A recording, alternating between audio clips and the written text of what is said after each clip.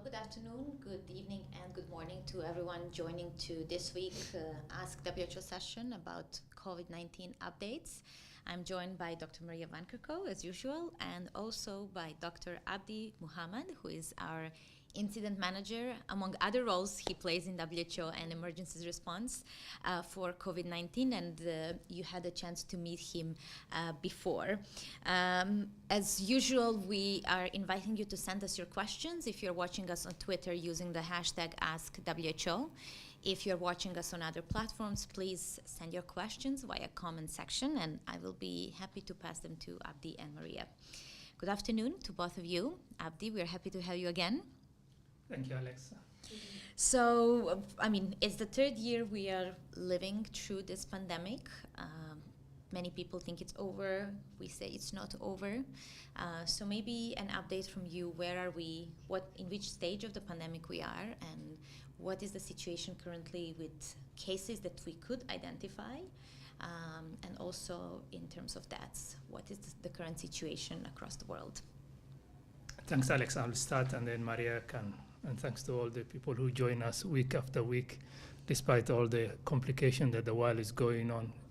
Living through pandemic is a historical moment. I think we are in together, and just our thought and prayers for all the people we lost through that and the 8,000 we lost last week.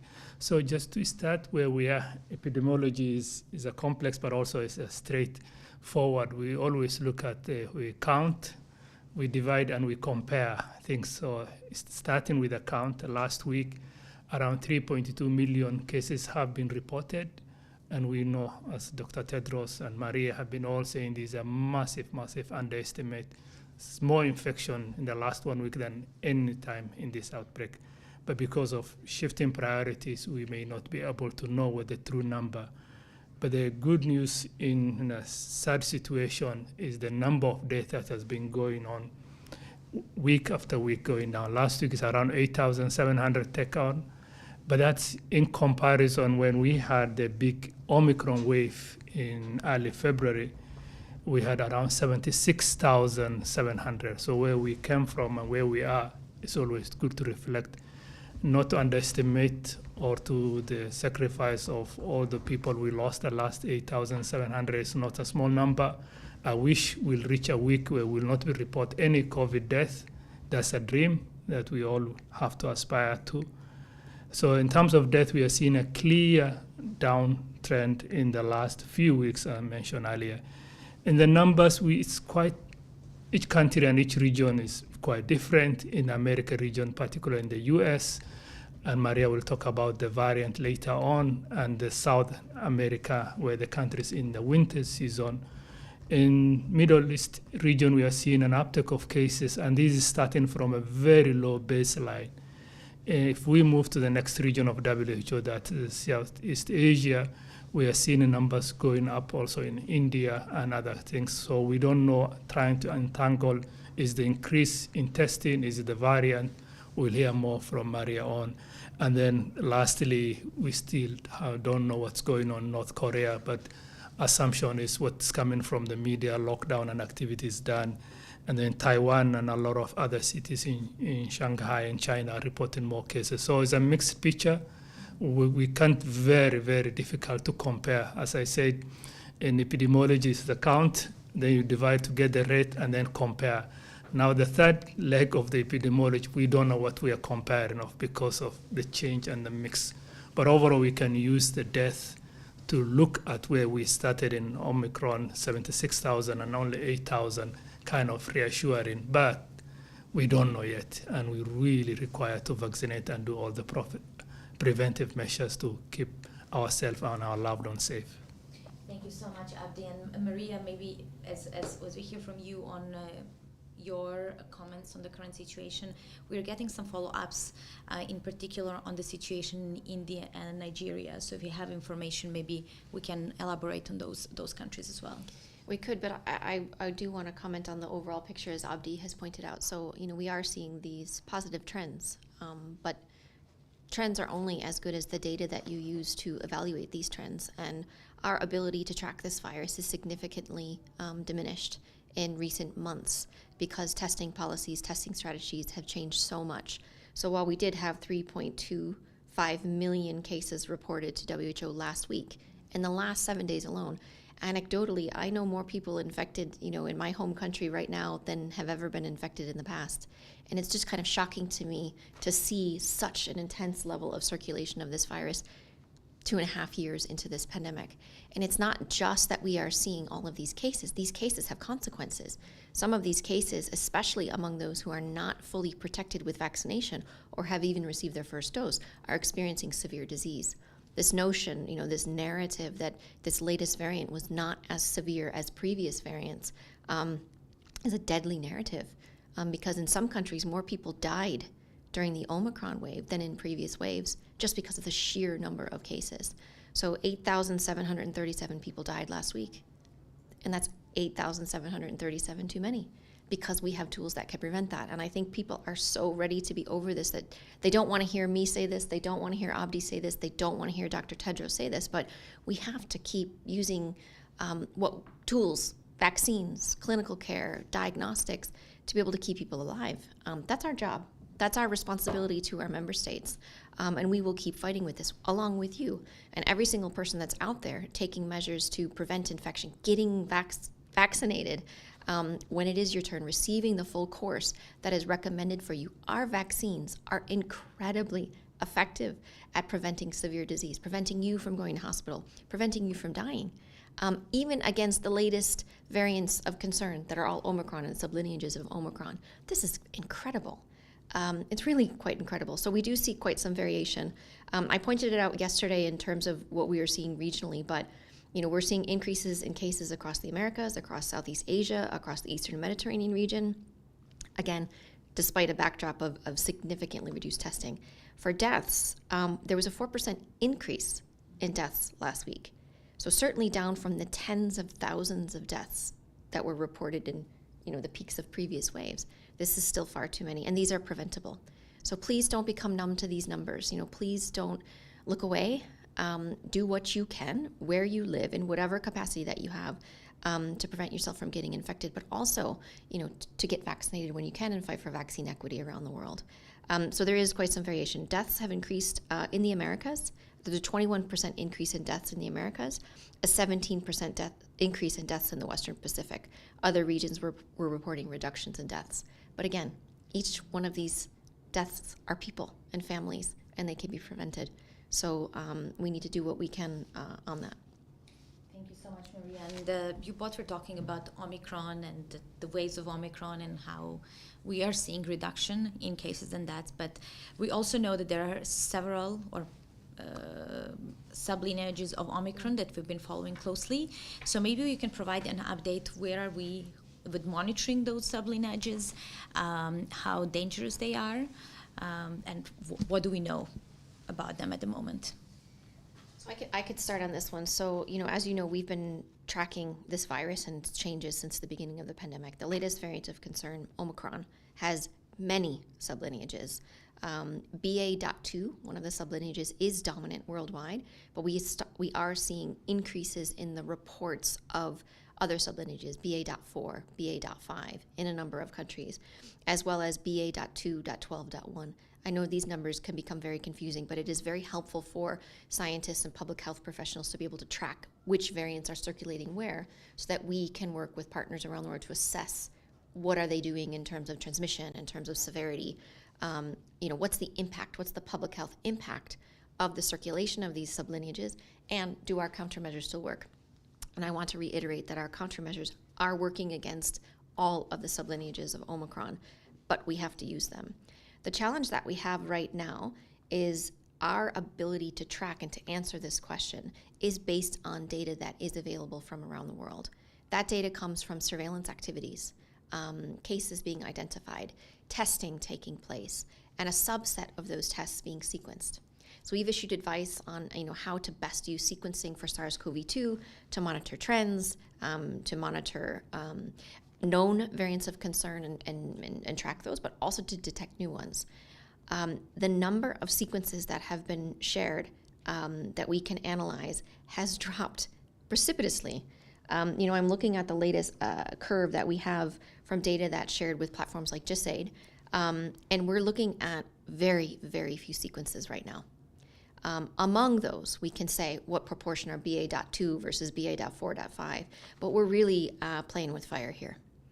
We know that there's large amounts of circulation around the world. We know that there are differences by country of what variant is circulating where. But our ability to answer this question properly, I'm actually quite uncomfortable with it, I have to say. I don't feel as confident speaking to you about the variants today that I have in the past. In fact, it's probably the least confident I have been in talking about this.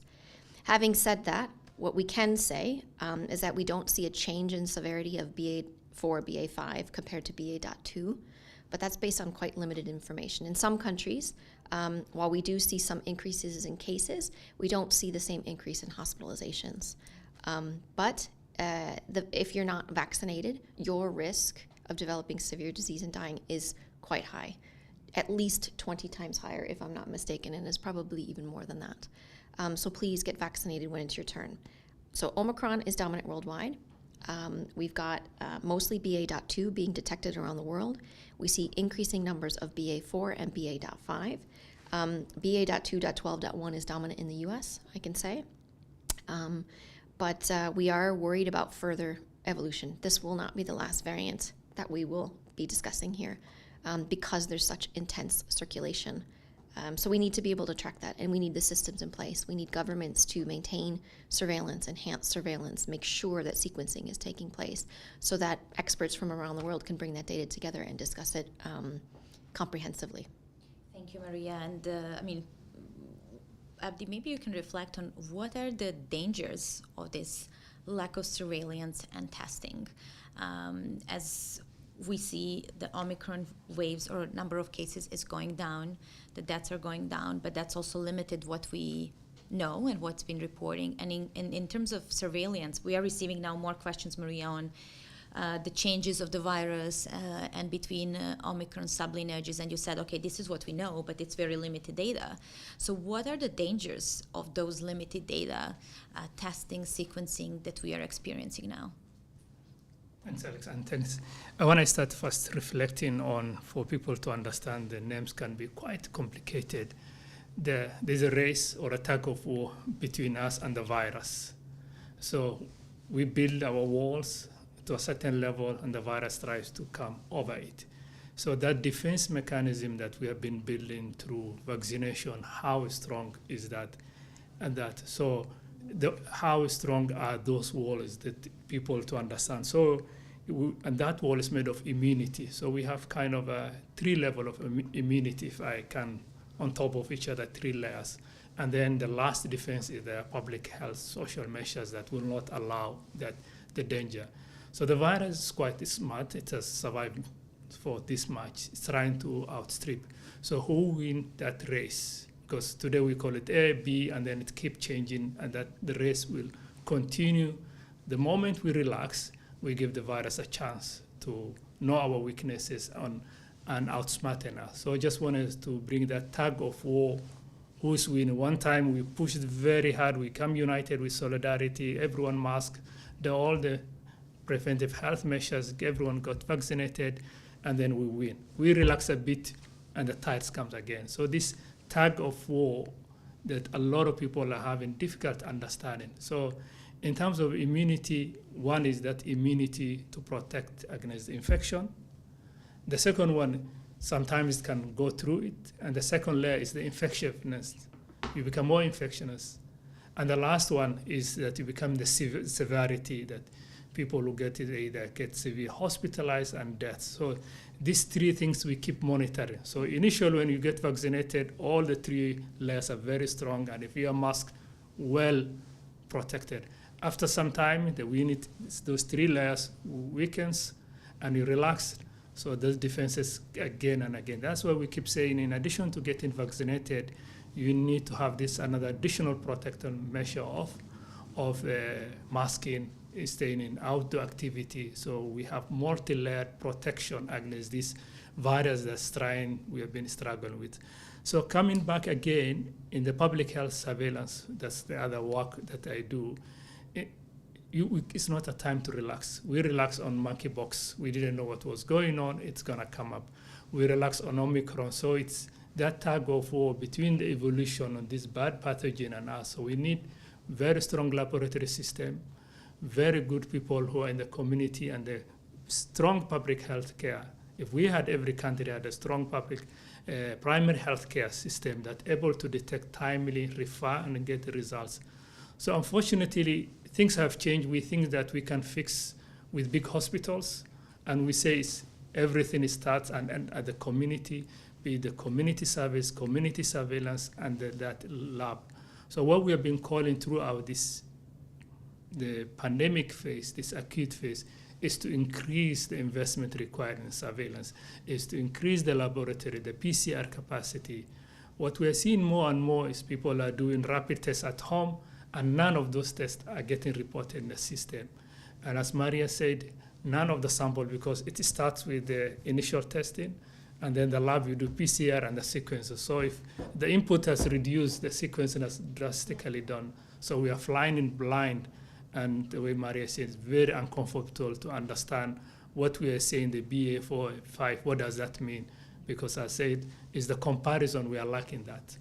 Can I comment? Because I think this is really important. You asked what do we need to do? And as Abdi's pointed out, we need government. And people listening to this are saying, well, why aren't why don't you just do that? Why aren't governments doing that? And there are some reasons for this. The lack of interest in COVID-19, the fact that a lot of the funding that was used for COVID-19 was pulled from something else. So governments are really struggling right now to maintain systems that are in place. The irony of all of this, in my mind, is that everyone's talking now about pandemic preparedness. We should never be in a situation like this again, but we are making mistakes now that are hurting our prevention, our preparedness for the next one. I have to give a talk at a conference about preparing for the next pandemic. We're in the middle of a pandemic, and we're not doing the steps to actually stop this pandemic and lay the foundation for pandemic preparedness. We're talking about the next one without actually dealing with the current one. And so what we're trying to do with our member states, through our regional offices, through our country offices, through our ministries of health that we work with, is how do we help them continue to keep up the surveillance activities, which is not just a lab. These are people that work these. There is equipment that is needed, reagents that are needed. There's a mechanism by which data is stored into computer systems and an analysis and a feedback mechanism. How do we maintain that for SARS-CoV-2? Because there still is a need for SARS-CoV-2, but also for other things that are circulating. I'm not sure about you out there, but I bet some of you have had some illnesses in the last couple of months that weren't COVID, but because we are mixing again, because we are coming back in contact with one another, there are a lot of other pathogens that are circulating. Influenza, RSV. We are now seeing monkeypox circulating in countries that had never dealt with monkeypox before. This is the start of seeing some of this mix. That's not to scare you. What we're trying to say is we need systems in place that can deal with this. So surveillance is important for us to analyze and understand, but it's also important for care. So what we want to see are public health systems that are based on surveillance and testing, but actually linked to some kind of an action. What does it mean for you out there? If you get a test for test's sake is useless, but what will you do with it? Will you receive the appropriate care that you need? Will you receive the antivirals that may be required for you? That's what we want to see in place, a system. And we have to do this now. Breaking down these systems, dismantling these systems, cutting the funding for these systems is harming our ability to deal with the present and the next one.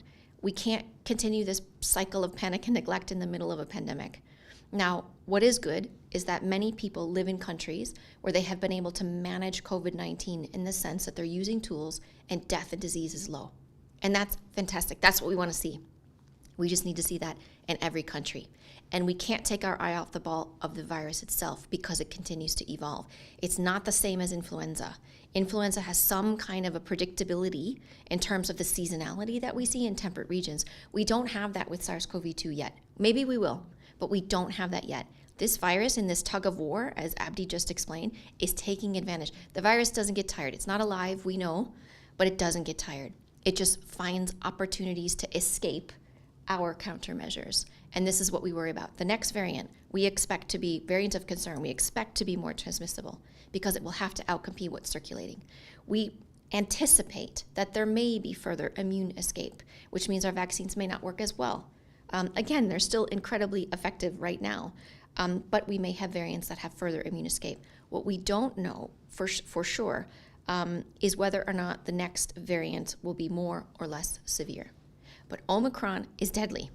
And it is deadly for people who are not vaccinated. It's deadly for people who are vulnerable. And we just have to be really careful that we don't become complacent. So we need governments to do their jobs and do them effectively. And that's what we're trying to support. And we need you to take measures yourself. Get vaccinated, wear a mask when you're indoors, make sure you spend more time outdoors rather than indoors if possible. For those of us in the Northern Hemisphere, we're entering our summer months, so that's more possible. But don't become complacent because this virus is still around. Thank you, Maria. We're receiving quite a few follow-up questions to this testing and surveillance situation. So one of our viewers is asking Caroline, watching us on Facebook, many countries are not keeping up with surveillance or testing. So what do we do? Maybe as well, I mean, you mentioned that WHO is working through regions and with member states trying to help them ensure those systems are still in place, but we still see the reduction. So what do we do, and what individuals can do?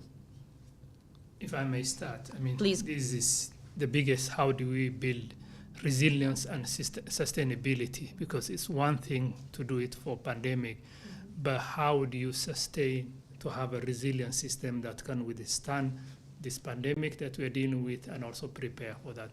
So what we have been recommending through our member state is this integrated. There are a lot of samples have been collected at the hospitals. People still get for other illnesses. So how do you have integrated disease, respiratory disease, but also for other diseases? So when you go for other symptoms or for other things, the doctor will ask you, this is what we are doing for. So this is one, it is a low-hanging fruit. Already the system been collecting for flu, for other respiratory pathogen. How do we integrate COVID into that system? There are a lot of testing that's been done at the national level. There's a sentinel system.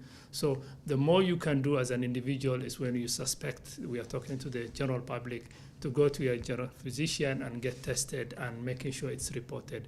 But for the member states, it's becoming expensive, maintaining some of this PCR, very, very expensive. So what we are encouraging more and more is to have that integration, as Maria said, in the Southern Hemisphere is dealing with one of the largest influenza in the last 5 years because of whatever we did for COVID, protected people from other respiratory pathogen. Now there's a big wave going on. So one is the ability to integrate with existing diseases and to have surveillance that is representative. We're not recommending testing everywhere, but it's strategical testing that can guide us into compare systems and that. And the second one is with a statistical method, you can have a randomized the representative sample. The UK, I just wanted to appreciate now, is one of the countries leading the world with the ONS team, what they're doing with a representative sample. It may be expensive, but you can have an idea what's going on. And from that, you can test from the blood level and that. So there are ways that the government and the individual can sustain and have a sustainable, integrated, that can be maintained, cost-effective, sustainable, and resilient. They stand through this. But what we are seeing more and more is dropping everything. Pandemic's over, we don't need to do, but we know this as epidemic again and again at different levels. So that's a few things we are recommending to healthcare workers, to the member state, and to the other people. It's about being smart, with the systems that are there, more efficient, more economical, and that integration, it helps the patient too. The systems, the structures, the systems, the workforce, the materials that are there can be used for respiratory diseases, and that is what we are recommending. Deal with the now, thinking for the future, because flu is back, RSV is back, and we need, when patients show up, they get the right test. So there are some that are using multiplex systems where they're testing for multiple pathogens at the same time. More at the point of care, where the patient shows up in that clinical care system, to then advise what do they need, if they have flu or if they have COVID or if they have something else. It's being more efficient with the system in place.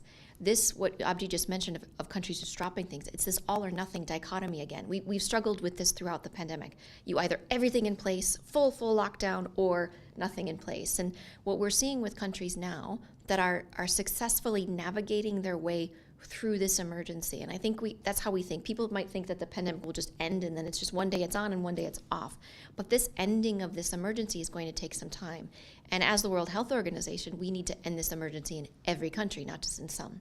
So some countries that have ended their own emergency, where they are managing COVID in a more integrated system, their hospitalizations are very low, their deaths are very low.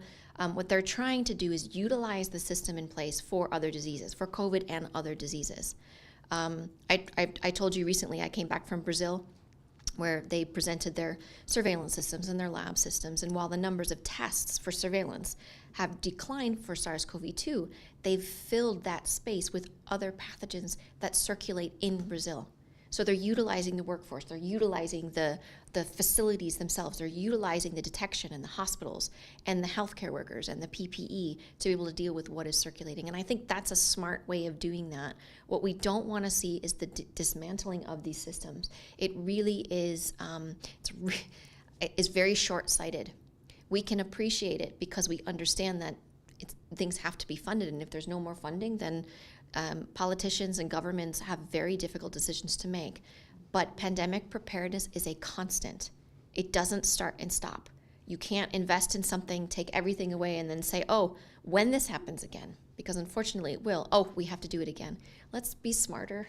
Let's really learn. You hear Mike say all the time, our pandemic preparedness, the next one will begin based on where we stopped in the last one. And so let's not. A lot of people are talking about the transition of COVID-19 into something more longer term. I like to think of it more of an evolution. Forgive the pun, because we talk about virus evolution all the time. But I like to think of it as an evolution, as a growth, because you're building, you're becoming smarter, you're utilizing systems in a more efficient way. It doesn't mean you have to do everything. It doesn't mean you have to test every case. And we're not recommending testing every case. We're talking about smart surveillance systems for public health objectives. And a lot of countries are doing a good job in this. We just need to support all countries everywhere, because we won't end the pandemic if we don't deal with this in every country. Thank you, Maria. We're having another follow-up questions from Veronica Powell, watching us from Maryland. She's asking what types of incentives can be put in place so that health organizations or institutions stay motivated to keep accurate data and not become complacent. As citizens, if we are seeing complacency or lack of activities from the institutions, then it's hard for them on individual level to see COVID or other outbreak as a challenge. I think on the motivation side, knowledge is power. Information, and using that information to do detailed analyses to understand what the risk is power. Because with that information, you could make some adjustments or make some changes or take action that prevents it from becoming worse. It's nothing worse than flying blind, and that's what we're so worried about right now with reductions in testing and with these variants, is we're flying blind. So our motivation is saving lives, helping everyone everywhere. That's our responsibility, to work with member states to do that, to carry out those functions, to do that. But healthy people also contribute to healthy livelihoods and healthy economies, and keep societies going. Healthy people innovate. Healthy people have futures. And that's what we want to see. We want to see positive action from people being healthy. And it's a human right. Health is a human right. It's not a luxury. It shouldn't be a luxury. So that information from those surveillance systems, it's not just data for data's sake. It's data for analysis. It's data for action. And it's incredibly powerful. Without it, you're guessing. And so I think there's quite a bit of motivation there. Yeah. Thanks, Maria. Just building on that, in terms of motivation from the clinicians or from that, one is understanding that, initially everyone may have thought we've been a lot of things that we got wrong about this. But more and more, the consolidation that COVID-19 is a systemic disease. Unless you have an idea, how do you connect the dots between things are not related to each other? And that one of the pillars of the surveillance we have been calling is the post-COVID condition, or the long COVID, which is affecting hundreds of million people. So as this pandemic maybe has aping, we are seeing more and more cases that's coming. If you believe between 10 to 30, depending on 20% of what we are aware about, that will lead to 100 million. And those 100 million people, if they have insurance and they live in relatively rich countries, will go to healthcare system with symptoms not related to each other, from mental fog to heart disease to sleeping problems. So it's in the interest of the clinician understanding the data of who had COVID at this stage, so that you can manage the wave that's going to come, the second or the parallel pandemic, what we call long COVID. So I think it is in the interest of the government, it's the interest of the society, of the individual, to know whether you're infected or not, because as more data comes, that this issue of the post-COVID condition or long COVID will be a major. So not only the variant and the tracking us and epidemiology or giving the data, but for you as the clinician out there, understanding who among your patients got infected when you're providing a care for symptoms that are not related with each other. I mean, someone can come, I cannot sleep, but my left foot hurt. How do you connect symptoms that are not related when clinicians? So at society level, I think it's something, Maria, Mike, Dr. Tedros have been talking about it.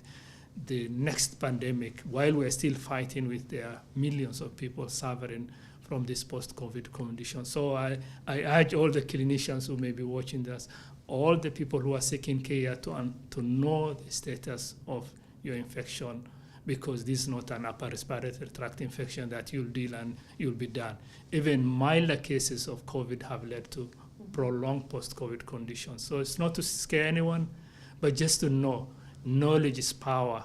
And once your physician is in differential, he can help you, and you can have all the rehabilitative and the mental and all the support you require as an individual, as a community, as a society.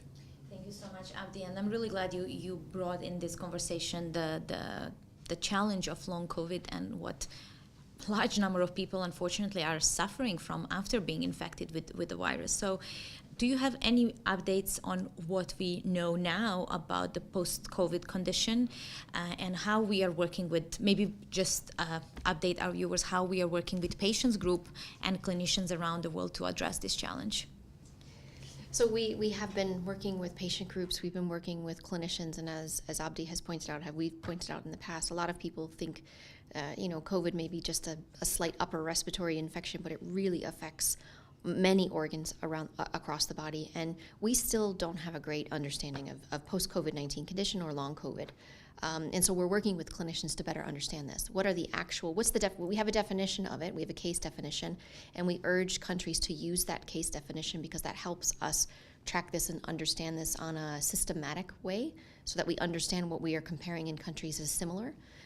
We understand that long COVID affects many parts of the body. It affects the brain, it affects the heart, it affects the lungs, it affects the muscle systems and mental health issues. And so it's quite complex. We know that long COVID, there are some estimates that it's anywhere from, as Abdi said, 1 to 3 in every 10 infections. And we've had billions of infections. And we have a report of how many cases are reported to WHO, which is around more than 500, almost 533 million cases reported to us. We know that that's an underestimate and that there have been billions of infections. We know that through other types of studies like serologic studies. And even a mild case, quote unquote mild case of COVID-19 could lead to long COVID. So we're working with patient groups, we're working with clinicians, we're working with patient groups, we're working with mental health specialists, we're working with brain health and cardiac, we're pulmonologists, pediatricians as well, because children can also suffer from post-COVID condition. The questions that we have are about the longevity of this. One, how many people are dealing with suffering from long COVID? And how long will this last? Some people have an acute infection from disease. They get infected, they have a few weeks where they're really not well, or they have a mild illness. I can say for myself, I even vaccinated when I had COVID, I had quite a very productive and painful cough for a couple of weeks. I was fine, and I'm lucky because I have access to care and I've been vaccinated, but many people have a few weeks of illness. They recover, and then after a few months, start to suffer again from a variety of different factors. So we're working with patient groups, and what we're doing right now is reviewing all of the available studies that we can get our hands on. So many countries around the world have set up cohort studies, have set up case series of studies, and we're pulling that data together. We have a clinical report form, case report form, to analyze that together to be able to describe it, and then work with clinicians on rehab. What is the care that they need? What is the rehabilitation they need? From everything from the physical aspects of it, in breathing and muscle, through mental health and psychosocial aspects of this, because this is real. A lot of people that have long COVID have been denied, and saying that it's in your head, it's not real. Long COVID is real. Long COVID is affecting millions of people. I cannot give you an estimate on how many people are suffering from this because we don't know. And then we want to know, how long will these long-term effects be? Will they last a few months? Will they last a few years? What will happen in terms of cardiac impairment 5 years from now or 10 years from now? Again, these are things that have to be studied. So we're setting up studies in countries to be able to track individuals over time, to have proper research done so that we can have accordingly the right types of rehab. So there's a lot that's out there. We encourage countries to use our case report form, to use our case definition, and to continue to share with us how you in country are dealing with people with long COVID. This needs to be part of the clinical care pathway. This needs to be part of care, primary care. And many countries are setting this up. We see some pop-up centers for post-COVID pop-up centers, and those are good, but we need this integrated into clinical care, because this is something that governments need to plan for. And this requires not only the research and the data, but it requires a workforce, it requires planning financially, and it requires having the systems, from everything from equipment to personnel, to deal with this. But this is something we will have to deal with for years. We expect this to have to deal with for years. This work is being led by our clinical management pillar, under the leadership of Dr. Janet Diaz, who you've done some lives with before. So it, again, as with everything we say, we don't have a complete answer for this, but it is something that we are prioritizing. Thank you. Oh, please, Abdi. Yeah, I just wanted to add an excellent summary Maria gave, but the humility required when dealing with patients that you don't know what they're suffering from, and the options we are offering is really limited because the research has not been, the vaccine research was incredible. I mean, we all knew the danger was coming and a lot of things. But the research, there's a great research that has been going on, but the investment required to expedite that. So more and more countries are coming up, Germany, US, President Biden, and others have gone. But it requires as global solidarity as the one we have done for vaccines because of the millions of people are suffering on this.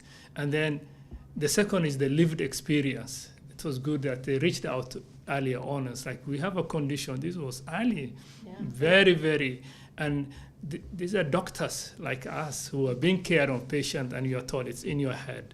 I mean, how much frustrating. Some of the doctors, they're very active. They have their support system and Facebook. They suffer through until the scientific community, everyone reached and recognized this was another incredible amount of work that's going. So it just for us is a reflection for me, but also the clinician. When you have a patient that you don't know what he's suffering from, the lived experience, nobody knows your body more than you. A 15-minute interaction with your GP, maybe he knows you better. But listening to our patient, the people who are suffering from this, is just a reflection that the experience we had, we set up calls with them and we listen. At least they had, and I want to salute all those activists, some of the medical doctors who worked across, being frustrated by their own medical doctors saying, it's all in your head, while we know right now, 2.5 years, these were genuine problems. And what makes it more difficult, a lot of the healthcare workers, they went to the field with very limited PPE. So you get long COVID because of the service and the sacrifice you give to the community. And the system you went ahead tells you it's in your head. Yeah, so it is just, I want to take this opportunity to salute for all those activists and bringing this from the Facebook support, from all the literature they wrote, but incredible journey that required the support from everyone, and the humility, recognizing nothing better than the lived experience of patient and us who sometimes may think with our limited knowledge we know what the patient is experiencing. Could we just say also, if you are out there and you're suffering from this, as Abdi mentioned, and I've mentioned the patient groups, reach out to those groups. They're very well organized. It was Long COVID SOS that reached out to us first, and a number of others. And I'm sorry if I won't list all of them, but maybe we can put them, we can list some of them there. And there's even some for kids. Listening to parents, of children suffering from this is just absolutely heartbreaking. But reach out to groups. I see some people on Twitter sometimes just talk about how defeating this is and how depressed they are. Reach out for help, because there are a lot of really good groups that are out there that can help you in talking through some of this. We will continue to fight to make sure that we have the right information, the right studies are done, so that you can get the care that you need. But reach out. Anyone out there suffering right now from any issues related to this pandemic with regards to mental health, please do reach out. This has taken a significant toll on all of us. And there are a lot of good groups. There's a lot of good support systems that are there that you can reach to. So just know that you're not alone. Even us here, we struggle ourselves. And we're doing the best we can to get through this just as you are. But do reach out for some help, because you're not alone. Thank you so much to both of you. I think there is a very good question to clarify from Denise. In long COVID, is the virus active in the body in the long term and still infectious? That's the $1 trillion question. It's a good question. There are multiple, because the spectrum is a very wide spectrum of what's causing this, and we are lumping massive patients presenting with different. CDC did a good research case control study, and that's you compare those people who had suffered from this to others who have not, trying to understand, and they look almost 45 different what they call incident of a presentation, which is like.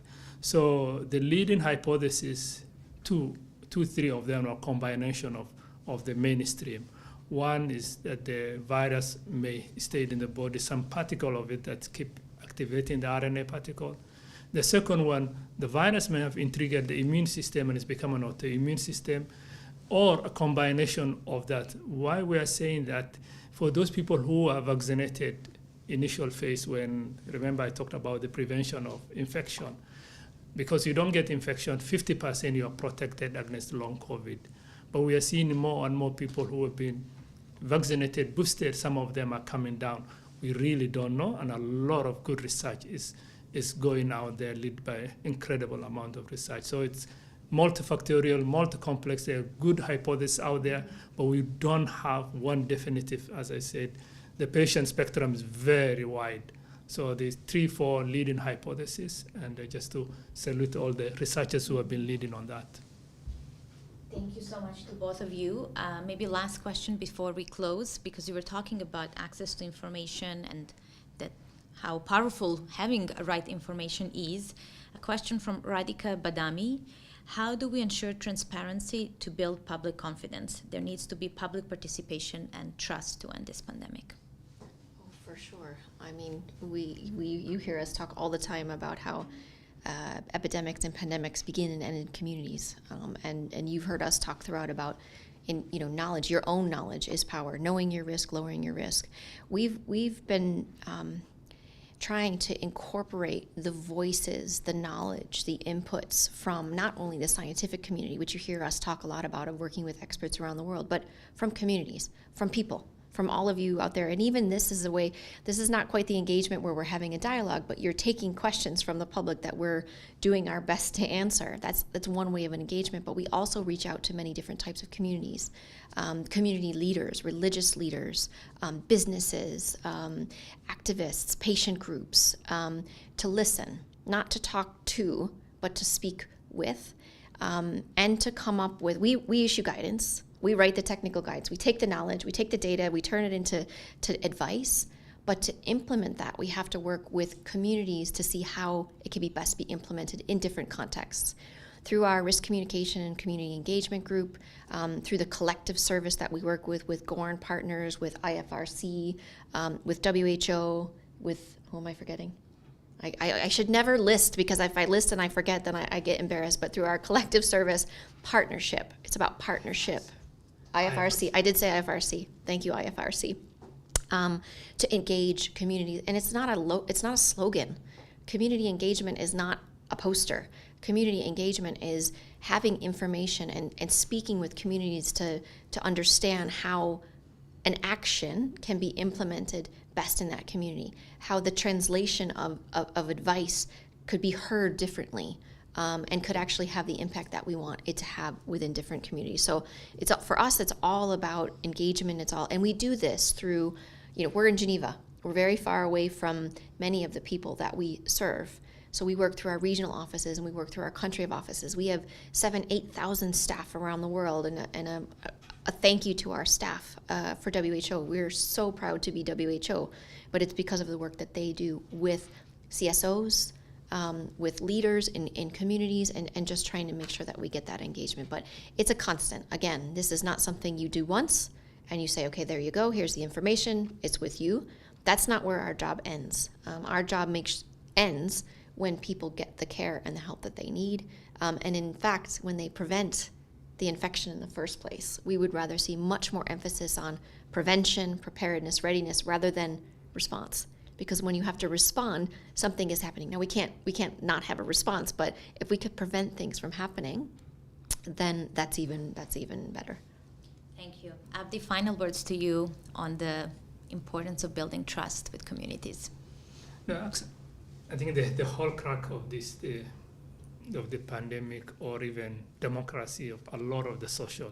We are social beings, and our strength is the trust we have in our neighbor and the people we live together. So trust, not only for public health, but to have a normal civic, depends on that. And more the pandemic has shown that in districts, in communities, in countries where there was a high level of trust in the leaders, they have handled the pandemic better.